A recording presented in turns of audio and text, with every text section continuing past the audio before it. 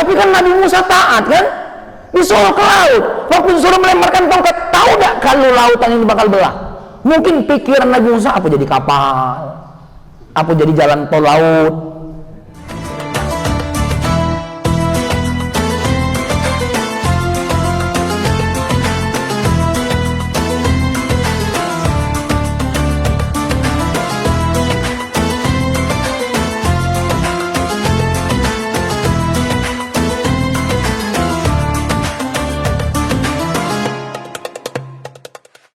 Assalamualaikum warahmatullahi wabarakatuh.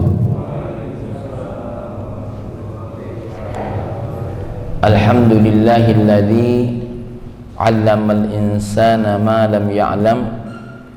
Assalatu wassalamu ala nabiyyina Muhammadin khairil anam wa ala alihi wa ashabihi wa man tabi'ahu bi ihsanin ila yaumiddin. Amma ba'du. Qala Allah Ta'ala fil Qur'anil Karim, a'udzu billahi minasyaitonir rajim. Bismillahirrahmanirrahim. Kita baca sama-sama. Rabbi shrah li sadri wa yassir li amri wahlul 'uqdatam min lisani yafqahu qawli.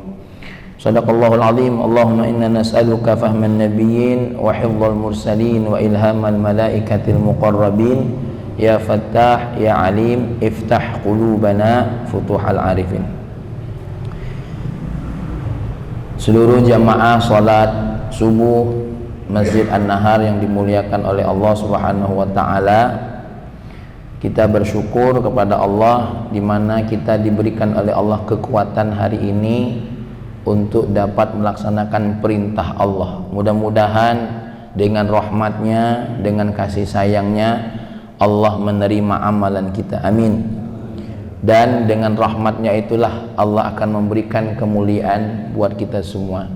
Adapun kita sudah sholat sebagaimana hikmah yang pertama kita sampaikan kemarin, maka kita tidak bersandarkan kepada amalan kita, ya, di mana amalan itu kita serahkan sama Allah Subhanahu wa ta'ala, dan kita melaksanakan amalan itu bukan untuk surga, bukan untuk apapun, tapi hanya karena ingin taat kepada Allah Subhanahu wa ta'ala.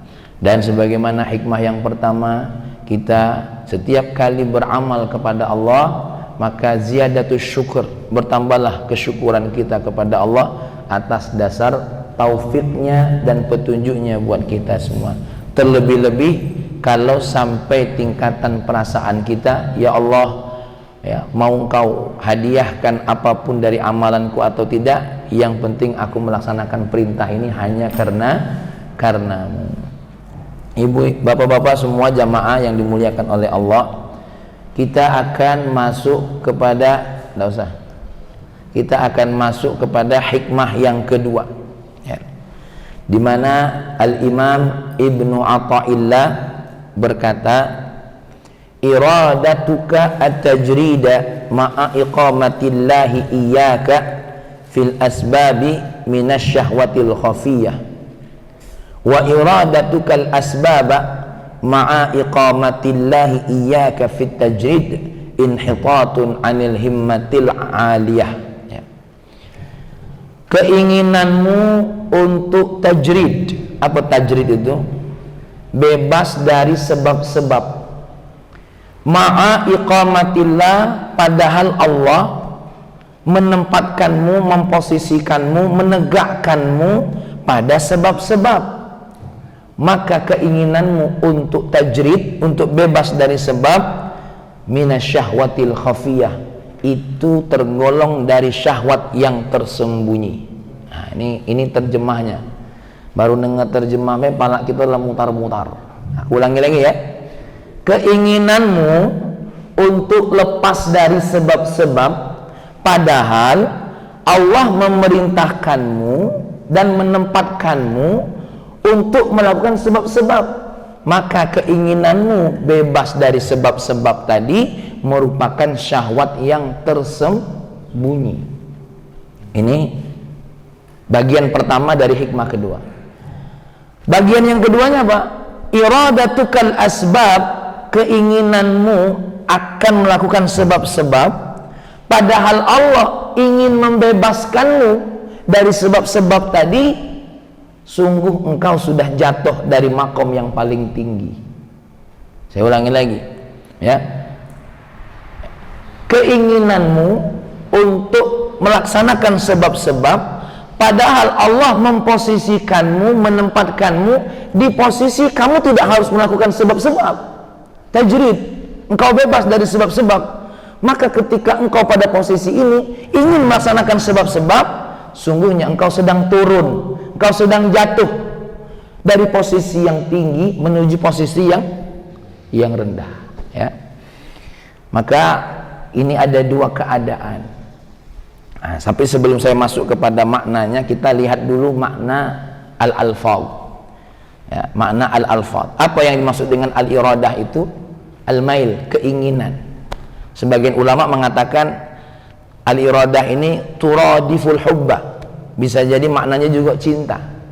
Jadi ketika seseorang ingin sesuatu, bisa jadi itu keinginan, atau bisa jadi itu juga cinta. Al-ithar namanya keinginan itu apa?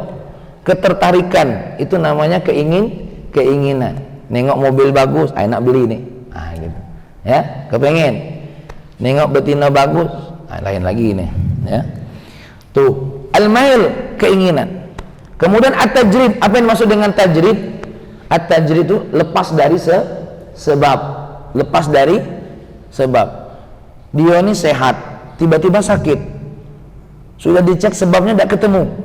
Nah, ini namanya tajrid, kondisi yang terjadi tanpa sebab, gitu loh, ya. Kondisi yang terjadi tanpa sebab, sakit tidak, apa-apa tidak, tahu-tahu meninggal, ya.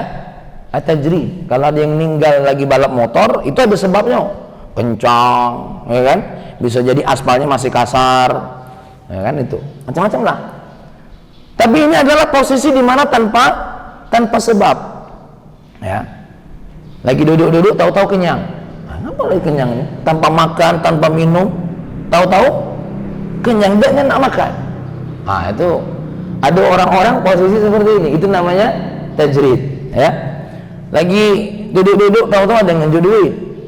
Wah, ini pasti galak-galak kamu nih kan, ya kan, ketinggalan dari rai kamu semua, ya. Al-iqamatu fi syai' ats-tsabatu fi. Yang dimaksud dengan al-iqamah di situ apa? Untuk menetap, tetap melaksanakan. Asy-syahwa, adapun syahwa, imbi'atsun nafsi. Apa imbi'atsun nafsi? Detikan hawa nafsu, imbi'ats. Itu namanya syahwah, ya. Li talabil malaih tab'an, untuk mencari kesenangan. Kalau kita kepengen mencari kesenangan, itu namanya apa? Syahwat. Dan syahwat itu tidak selamanya haram. Tidak selamanya haram. Mencari kesenangan dari istri halal, ya. Baru yang berikutnya al-khafiyah, aksul jaliyah. Khafiyah itu kebalikan daripada jaliyah, apa? Tersembunyi. Nah, ini bagian pertama dari hikmah yang kedua kita baca. Maka kita akan bahas dulu bagian pertama. Apa itu? Iradatuka at-tajrid, keinginanmu untuk bebas dari sebab-sebab, padahal Allah ingin kamu tetap melaksanakan sebab-sebab itu. Maka keinginanmu ini namanya apa? Minasyahwatil khafiyah. Baik, ya. Sekarang kita akan bahas apa makna ibarah tadi itu, ya. Apa makna ibarah? Di dalam hikmah ini ternyata ada dua part, ada dua bagian, ya. Dimana orang antara memilih pengen bebas dari sebab, kemudian ada orang yang kepengen apa? Mencari sebab. Kondisinya yang pertama bagaimana? Ini saya gambarkan. Rajulun yuridu minal asbab ma'anallah aqamahu bi amril asbab. Bagian pertama dari hikmah ini, ada seseorang yang kepengen tidak mau melakukan sebab apapun, padahal Allah menyuruh dia untuk melakukan sebab itu. Maka keinginan ini adalah merupakan keinginan syahwat yang tersembunyi. Nah, sebagai contoh bagaimana? Biar mudah menggambarkannya. Saya ngambil contoh ini dari kitab Syarhun wa Tahlil punya Dr. Muhammad Said Ramadan Buti. Contohnya apa? Rajulun anatallahu bihi mas'uliyatan, seseorang yang dikasih oleh Allah tanggung jawab.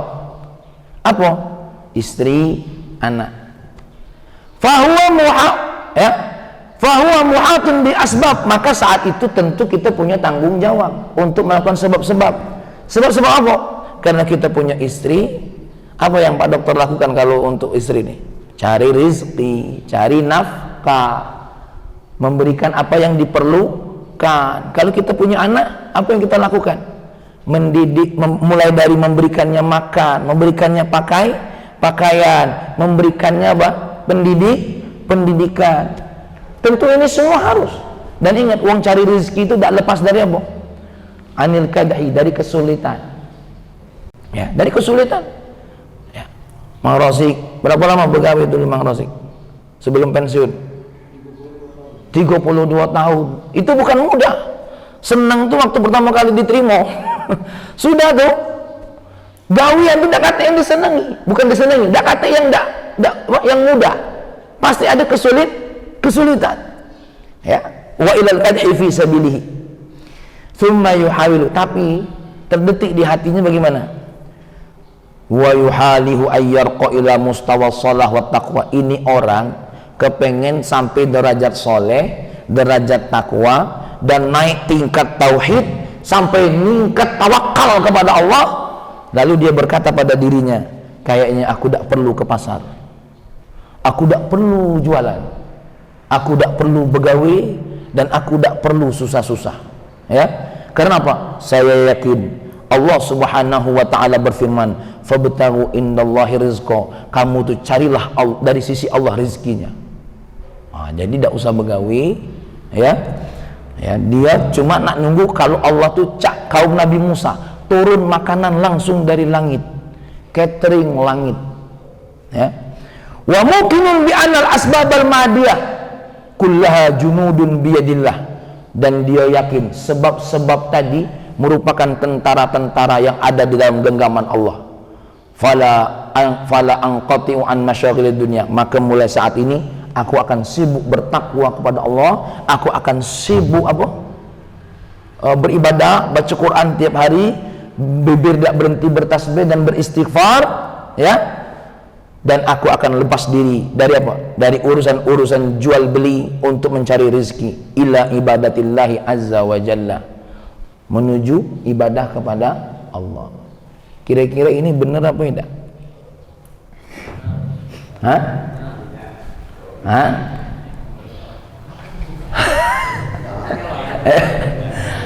Tidak ditanya di ujian enggak, ya? Dan tidak dinilai harian. Apa kata Dr. Muhammad Ramadan Buti? Fahadha ghalatun kabirun wa khatirun fi mizanid din wa syar'i. Sungguh ini adalah keinginan yang sangat salah, dan ini bahaya yang sangat besar dalam urusan agama dan syariatnya. Apa nasib bini seseorang, apa nasib anak seseorang kalau semua orang berpikir tidak mau ada sebab-sebab yang dia lakukan, padahal Allah sedang memerintahkannya untuk melakukan apa? Sebab. Maka disebut apa? Ya, itu satu. Contoh yang kedua, biar kita paham lagi. Rajulun dzu usratin wa aulad, seseorang punya keluarga dan anak-anak. Keluarga itu bukan cuma istri baik, ipar, bertua, apa lagi, kakak, apa lagi, macam-macam lah namanya keluarga. Anak-anak, ponaan, ya. Dan orang berkeluarga itu pasti punya apa? Tetangga. Yashtaghilu fis suq, dia begawe di pasar, begawe di kantor. Walakinnahu indama ya'ti ila dar, ketika dia nyampe ke rumah, yattajihu ra'san ila zawaya, tujuannya dekat lain apa? Di salah satu pojokan bagian rumahnya, di situ rumahnya dibangunin mihrab, dia sengaja naruh situ ada Quran, ada tasbih. Untuk apa? Yang dia siapkan untuk ibadah di rumahnya. Duna an yatafita yumnatan wala yusratan, dengan tanpa melihat kiri dan kanan. Jadi masuk rumah sekedar assalamualaikum, langsung menuju pojokan rumahnya tadi yang sudah disiapkan untuk apa tadi? Untuk dia sujud kepada Allah, ya, segala macam. fayuqbilu al-Quran, langsung buka Quran dia baca, awiyatihul kubah, atau dia langsung menghadap kiblat tanpa lagi nengok ada dulur ada apa, langsung sholat sunnah dan tanpa dia harus berbasa basi berkasih sayang dengan istrinya. Apa kabar, masa apa hari ini, gimana gawian rumah, gimana tangannya, ngapa kasar begini, ya, apa coba ayah cicip dulu makanannya.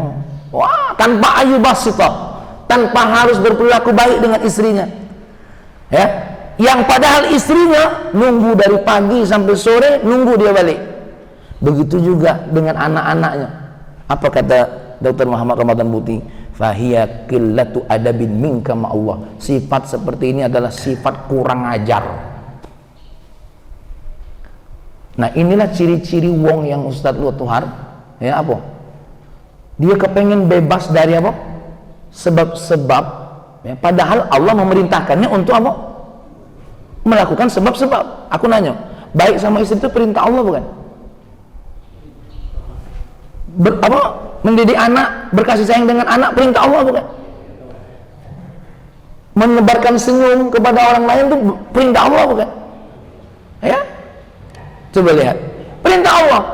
Nah, dia kepengen bebas dari hal-hal yang ini, mencari nafkah untuk istri itu perintah Allah bukan? Perintah Allah. Bahkan dalam hadis, dalam sebuah hadis yang tertulis dalam kitab Uqudul Lujan, ayyuma rajulin, siapapun laki-laki, tazawwaja imra'atan, menikah dengan seorang perempuan, wala yu'ti haqqaha, kemudian tidak memberikan hak keluarganya atau istrinya, fahuwa zanin, sungguh dia telah berzina.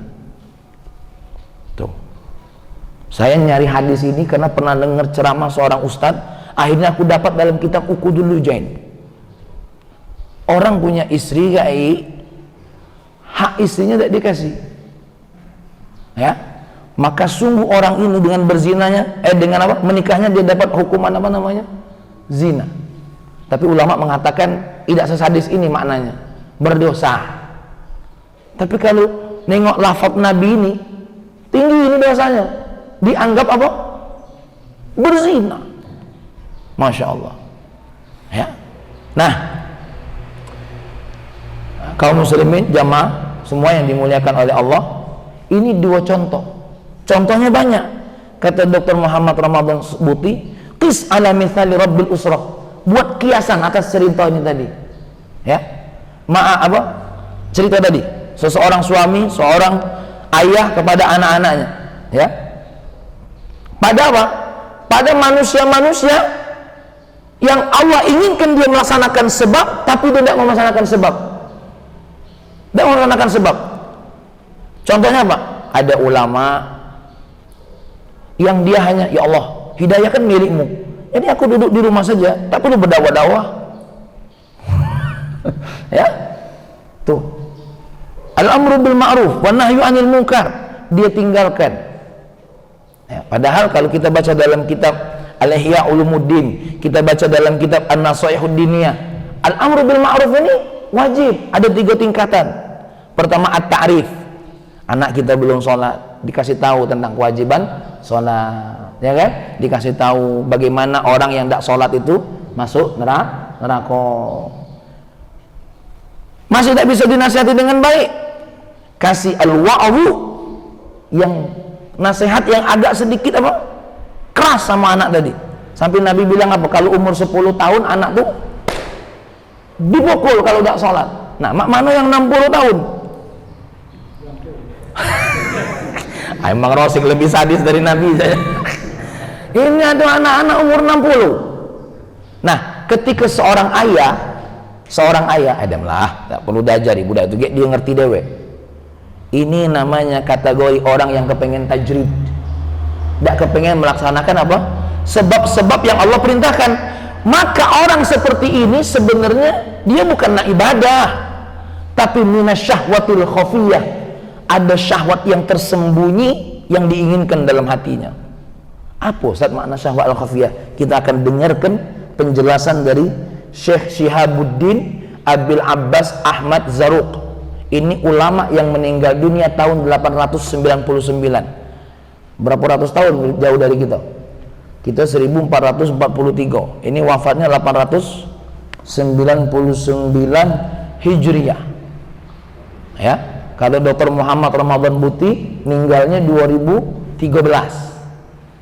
Tuh. Kalau aku baca syarah ini, baca Dr. Muhammad Ramadan Buti, susah juga ngasih contoh. Maka contoh yang mudah saya ambil dari apa? Kitab Dr. Muhammad Ramadan Buti, lalu penjelasan lebih mendalam yang ambil dari kitab ini. Jadi kalau ada orang yang kepengen bebas dari sebab yang Allah perintahkan kepada dirinya, itu tergolong orang yang ghalat. Ghalatnya apa? Minasyahwatil khafiyah. Secara zahir benar dia tuh. Benar dia tuh. Sudahlah, kita kembalikan saja kepada Allah. Kan Allah Maha Kuasa. Ya, seperti ada kawannya Ustaz Soekarno, ngapa agama Allah itu nak ditolong? Wah, ya kan? Allah kan Maha Kuat. Kita ini nolong Allah, sama saja kita tuh menghina Allah. Wah, omongannya nampaknya apa? Benar. Mulai yang di belakang ngangguk-ngangguk tuh saya. Ya, tuh. Allah kan Maha Rezeki. Kita duduk baik di sini, bakal dapat rezeki. Masya Allah. Hah? Cak siapa? Cak Pak Ari. Ya. Nah, sebelum saya ngasih contoh bagaimana sikap Sayyidina Ali, bagaimana sikap Imam Ahmad, bagaimana sikap Sayyidina Umar tentang orang-orang seperti ini, kita simak dulu penjelasannya Syekh Syihabuddin Abdul Abbas Ahmad Zarruq. Sekarang kita tengok dulu, apa sih syahwat itu? Tadi kan syahwat itu sesuatu hal yang kepengen orang itu nyari senang. Ada 3 aujuh kata beliau orang yang bernilai syahwat. Apa?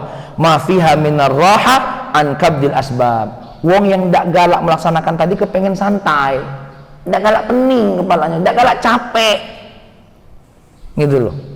Ndak galak capek, gitu loh. Kepengen apa? Kepengen bebas dari apa? Kesulitan.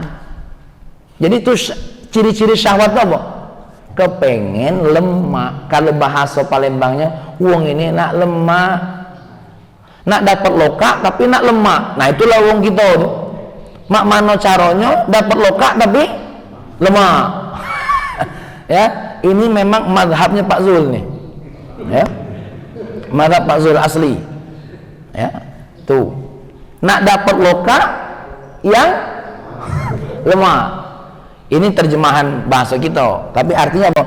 Ma fiha minar rohah. Karena apa? Syahwat itu tentu mencari sesuatu hal yang sifatnya rohah, tenang, tak tik masalah. Karena yang namanya nyari rezeki ada masalah tak? Ada masalah. Amar ma'ruf nahi mungkar ada masalah tak? Ada masalah. Berdakwah ada masalah tak? Berdakwah ada masalah. Jangankan dakwah, urusan mencari rezeki baik ada masalah. Gitu loh. Kita nasihatin istri baik, lo kada dapat jatah aduh.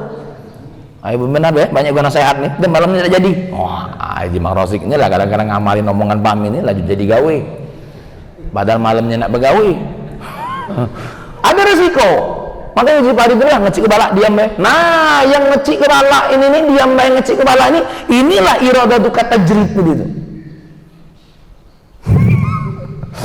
Ya. Masya Allah. Ya, didik anak belagu dengan bini. Dimlah bangun dia subuh. Hari Minggu ini libur. Nah, dengar ada yang seperti ini, mulai besok dem. Aku serahkan sama Allah. Ya. Aku serahkan sama Allah. Ini mazhab Pak Zul nih. Mak mano anak tuh soleh, dia tidak buat apa-apa. Aku bangga dengan anakku soleh tanpa kuajari. Ya, ini mantap. Mungkin anaknya ketemu dengan Nabi Khidir, langsung dididik dengan Nabi Khidir. Lanjut. Istisyarul maziyah bitajrid. Pengen bangga-banggaan. Tengok nah, aku dapat rezeki dengan tanpa harus begawi. Memang dokter.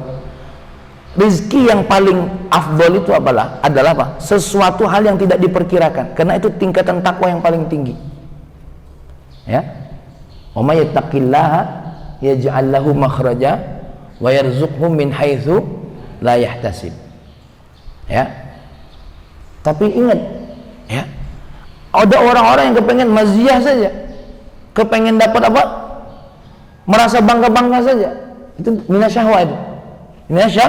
Minasyahwa. Padahal Sayyidina Ali tidak seperti itu. Nanti kita lihat, ya. Yang ketiga, ma yasqutu bisababihi minal ahkamil al-muta'alliqah bil asbab. Kepengen lepas dari urusan yang terkait dengan sebab tadi. Karena yang terkait dengan urusan sebab, nyari duit kan harus yang halal. Betul lagi kira-kira.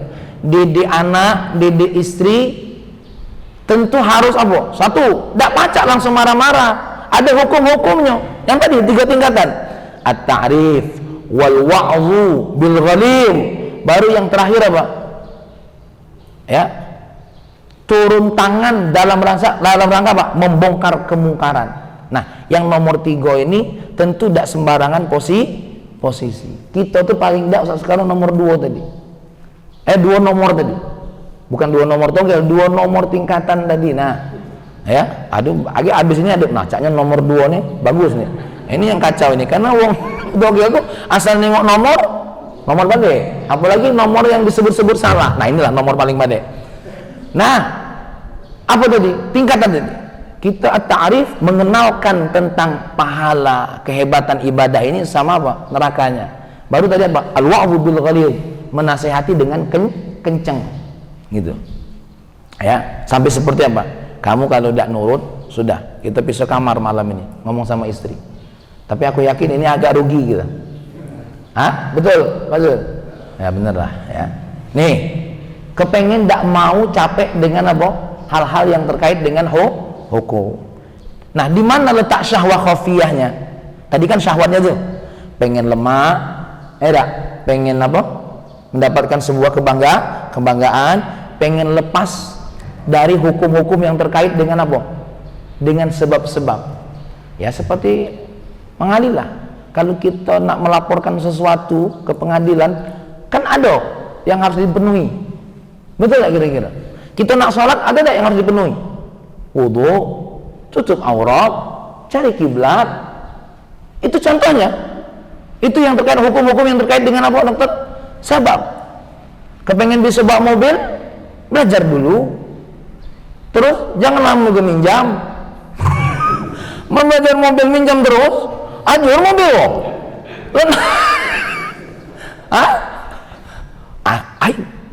Banyak hukum-hukum yang terkait dengan sebab. Maaf ya, kami menjelaskannya dengan bahasa apa namanya yang mudah, ya, yang mudah. Nah, di mana letak syahwat khafiyahnya? Yang pertama, annat tajrid bi dharihi mu'lim. Dia menggambarkan seolah-olah apa? Seolah-olah melakukan sebab itu menyakitkan. Wa fi tayyihi ma dzukira minal mulaimat. Padahal itulah yang cocok buat dia. Kan seolah-olah apa? Seolah-olah kan kalau tidak begawi itu apa? Zuhud, jauh dari dunia. Seolah-olah apa? Justru kami yang nganggur inilah yang lebih menyakitkan daripada cacak kamu yang begawi itu. Padahal dia tidak kalah capek. Itu maksudnya tuh. Nak nyari lemak uang ini. Nak nyari lemak. Dan ini ditutup dengan alasan nak soleh, dengan alasan apa? Nak takwa tadi. Dengan alasan itu. Maka jangan heran. Nabi kan pernah negur sahabat Nabi. Aku pengen puasa dan tidak buka. Aku pengen ibadah dan tidak nikah. Aku pengen bangun malam, tidak tidur. Kata Nabi, man atqakum. Kata Nabi, bini aku ber9. Ya, sudah Pak Zul. Bukan 9-nya yang ditengok ini. Kaget 9-nya baik yang ditengok. Ya. Subhanallah. Ini akan menyentuh. Yang kedua, apa letak syahwat khafiyahnya? Anna zahirahu al-qasdu al-inqita'u lil haq. Zahirnya seolah-olah dia ini apa? Pengen lepas dari sebab untuk menuju yang lebih benar. Itu zahirnya. Maka dia sembunyi di balik hal itu.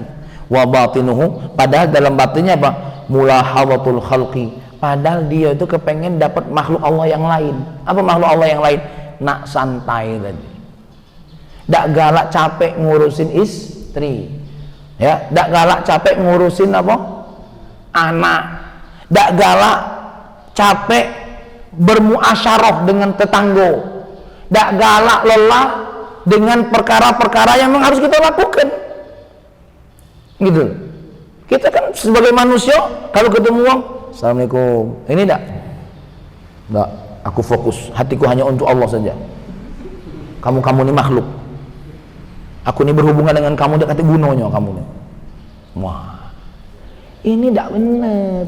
Ini syahwat khafiyahnya kata beliau. Ya, lah min jihati ra'iyatis sabab qati'an. Dia bukan melihat seseorang itu sebab itu putus dari dirinya, enggak, tapi dia sendiri yang tidak galak melakukan sebab. Ada dua, dokter. Ada yang memang sebab itu dilepaskan oleh Allah dari kita, ada yang memang dia lari dari sebab, intinya lari dari tanggung jawab. Gitu kan, gini posisinya ini biar jelas. Ada kita ini punya tanggung jawab, kita makan bakso kan tanggung jawabnya apa? Bayar, ya dah. Tahu-tahu pas kita lah makan bakso, pas nak bayar, Pak, sudah ada yang bayari. Nah, itu berarti bukan kita lari dari sebab, tapi sebab itu sendiri lari dari kita. Kamu nak kepengen yang mana? Lo kepengen kan yang jajan kan? Beli mobil ada yang bayar. Seperti guru kami Al-Habib Umar bin Muhammad bin Salim bin Hafidh, kalau beliau mengaku saya sebagai muridnya, ya, karena pernah belajar dengan beliau. Beliau ketika satu kali kecelakaan, mobilnya rusak. Balik-balik dokter, Land Cruiser beliau yang kecelakaan tadi, sudah ada Land Cruiser baru di depan rumahnya. Oh kan, enaknya kan? Enaknya kan? Memang kan, rasanya, tapi ini bukan berarti beliau lari dari sebab nak beli mobil baru lagi, bukan. Tapi memang sebab itu sendiri lari dari siapa? Lari dari beliau. Nah, dia itu kepengen cak itu, tapi lain modelnya. Dia bukan kepengen sebab itu putus dari dia, tapi pengen dia dewek yang nak putus dari sebab. Ya. Nah, baru yang ketiga, apa letak syahwat khafiyahnya? Anna zahiraha ittiba'un lil muradi syar'an wa batinuha mukhalifatul irada fi dzalika. Nampak-nampaknya dia ikut syariat, tapi batinnya justru dia tuh kebalikan. Kenapa? Bukankah tadi saya sebutkan, baik dengan istri, dengan anak, dengan dulur, itu bagian dari kebaikan. Ya, maka ada hal yang ditulis di sini, yang ada yang ditulis oleh beliau, ya. Tapi saya tidak rangkum di sini. Katakan sama orang seperti itu, kamu tuh di antara dua telapak tangan. Ini ada wajibnya, ini ada wajibnya. Ini orang sama seperti dengan orang yang, mohon maaf, habis buang air besar nyuruh wong nyebok, padahal dia banyak nyebok. Ya, kepengen lepas tangan, padahal dia tuh di sisi dua hal. Ya, ini terkait dengan hubungannya dengan siapa? Allah. Ini terkait dengan hubungannya dengan siapa? Dengan manusia. Contoh lain bagaimana, dokter? Kepengen masuk surga, tapi dengan alasan ma'rifatullah, dak galak sholat. Ini mazhab KI. Aku kenapa dak sholat? Ma'rifatullah. Nah, ini yang disebut tasawuf bol. Ya, dibantah oleh ulama-ulama kita. Yang namanya yang beribadah kepada Allah itu tentu ada riyadhahnya, ada mujahadahnya. Ngambil wudhu itu bukan mudah, ngambil wudhu itu. Sampai-sampai Nabi bersabda, "Idza tawadda'al 'abdu," kalau seorang hamba berwudhu, famat mada, kemudian dia kumur-kumur, kharajat khatayahu min famihi, keluar dosa-dosa dari mulutnya. Begitu juga ketika dia istinsyar, keluar dosa-dosa dari hidungnya. Tuh, ketika dia berusap, keluar dosa-dosa dari mana? Dari mukanya sampai dari selipan mata ini. Ya. Ketika dia basuh tangan, keluar dosa-dosa dari mana? Dari tangan itu. Ngusap kepala, itu baca hadis, ada hadisnya. Ya. Itu Allah saking nak nyuruh kita apa tadi? Melakukan asbab. Gitu. Asbab ini diperintahkan oleh Allah. Ini kan ada hubungannya dengan hikmah yang pertama. Kita melakukan sebab-sebab itu karena perintah Allah, bukan untuk bergantung kepada sebab, tidak. Ya. Nah, ini orang ini nampaknya kepengen apa? Kepengen melakukan hal yang hak, padahal sebaliknya orang ini. Sebaliknya fi wujudi dzalika, ya. Nah, ini makna syahwat yang khafiyah, orang yang kepengen bebas dari sebab padahal Allah memerintahkannya sebab. Sungguh itu minasyahwatil khafiyah. Itu tuh syahwat kau, itu tuh kendak kau, cuma kau tuh bersembunyi dari kendak kau. Jadi kalau kita punya dulur, kau nih ngapa sibuk di masjid ini? Sudahlah, aku serahkan rezeki kepada Allah. Ini minasyahwatil khafiyah. Wong ini nunggu buku di masjid ini nih.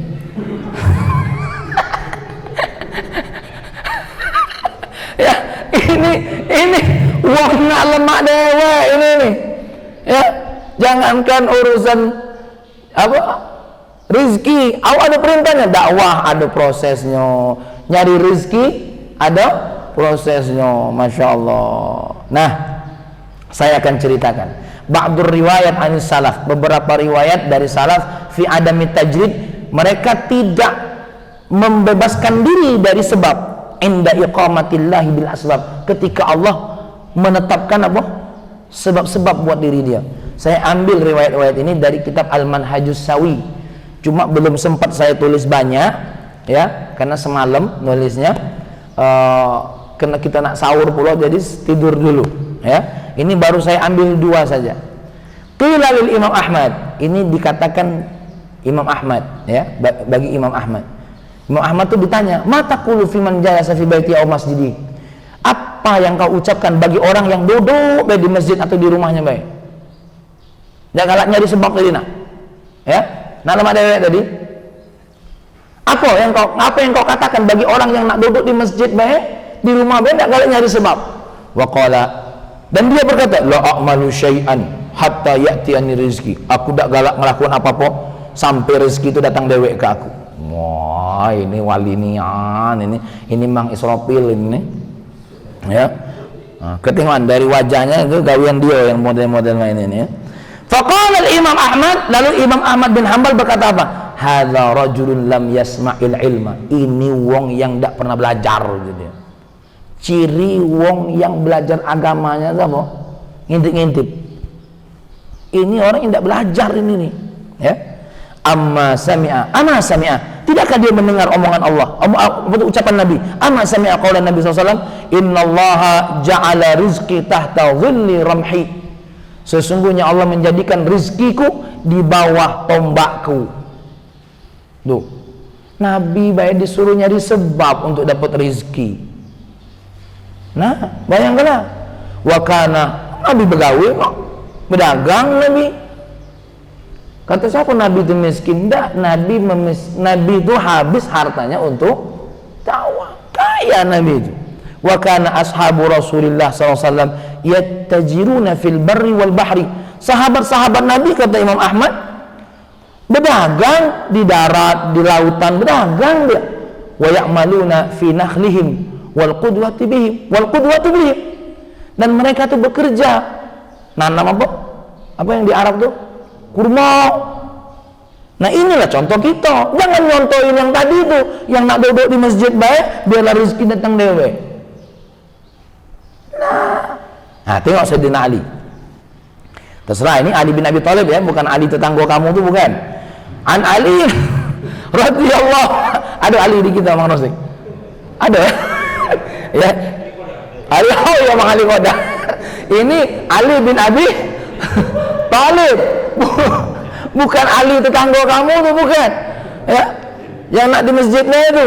Apa kata beliau? Ju'tu marratan ju'an syadidan, aku satu hari lapar kan, fa kharajtu, lalu aku keluar li talabil amal, nyari gawean. Sayyidina Ali nyari gawean, bukan fi awalil Madinah, di dalam kota Madinah. Fa idza bimra'atin, nah, dia nemu seorang wanita qad jama'at madaran, Dia punya kumpulan tanah kering. Fadhanantuha turidu ballaha. Dan perempuan ini aku rasa kepengen membasahkan apa? Tanahnya tadi untuk dijadikan apa? Bata segala macam ya. Kullu dhanubin, setiap satu embernya dihargai satu kurma. Satu ember, satu kurma. Ya Allah. Ya. Ini kira-kira mahal apa murah, Pak Soekarno? Hah? Ayolah kamu yang galak pedagang. Satu ember Bang Razik dihitung berapa? Satu kurma, Masya Allah. Ya, famadatu sittata asyara dhanuban. Kemudian aku memanjangkan, maksudnya memanjangkan pekerjaan sampai sebanyak 16 ember. Hatta majalat yadaya, sampai tangan aku terkelupas. Apa menggalak nyangkul itu apa namanya? Kapalan ya? Melpo, bukan kapalan. Kalau kapalan itu lain, lahlinian berarti kan. Nah, cek kita nih kapalan pengangguran. Ya, lahlinian pokoknya. Summa ataituha, kemudian aku laporan sama beliau. Fa'addat, lalu ibu ini perempuan tadi ngitung, aku cuma dapat apa? 16 kurma. Fa'ataitun nabi, lalu aku datang ke nabi, fa'akhbartuhu. Lalu aku mengabarkan kepadanya siapa? Kepada nabi, fa'akala ma'ahu, kemudian aku makan bersama nabi. Itu. Nah, ya, jamaah yang dimuliakan oleh Allah Subhanahu wa taala, saya sedikit selesaikan materi ini yang bagian duanya besok karena kita ada hari Selasa. Ya, kata Imam Ibnu Athaillah, "Walladzi yaqtadihi al-haqqu minka an tamkutha haitsu aqamaka hatta yakuna al-haqqu ta'ala huwa alladzi yatawalla ikhrajaka kama tawalla idkhalaka." Kata Imam Ibnu Athaillah di dalam kitab Tanwir, ada kitabnya yang lain namanya kitab Tanwir. Dan ini bersesuaian dengan apa yang beliau sampaikan dengan ringkas. Yang diinginkan oleh Allah darimu itu apa? Kamu harus tetap terus melakukan sebab yang Allah inginkan kamu lakukan sampai Allah menarik sebab itu dari kamu. Seperti halnya Allah meletakkan sebab itu untuk kamu. Seperti Sayyidah Maryam punya anak tanpa sebab. Nah, zaman sekarang banyak yang nak cari Sayyidah Maryam. Ya, Sayyidah Maryam punya anak tanpa sebab. Nabi Adam lahir tanpa sebab. Itu contoh tanpa sebab. Makanya kata beliau, selagi sebab itu masih diperintahkan oleh Allah kepada kita, berarti kita tidak boleh lepas dari sebab. Hatta apa? Kama huwa alladhi yatawalla ikhrajaka kama tawalla idkhalaka. Walaysa bukan masalah. Bukan urusan kalau ente mau meninggalkan sebab, tapi biarkanlah sebab itu nanti meninggalkan dirimu sendiri. Ada waktunya nanti. Urusan dunia, ketika seseorang sudah bisa memanage perusahaannya, satu saat dia tidak lagi duduk di kantor. Gawiannya apa? Keliling. Aku tidak ngantor lagi, tidak gawi lagi. Kenapa? Lada yang gawi ke. Itu baru urusan dunia. Betul kan dokter? Ada tingkat perusahaan itu kan Mang Razik yang dia apa? Tidak bergawe lagi karena investasinya apa? Muter dewek. Tapi sebelum investasi kita muter dewek, jangan cakiwan motor nih biar berjalan dewek. Karena ngojek pakai ilmu, biarlah motor ini nanti dia berjalan sendiri menjadi penumpang. Lah ini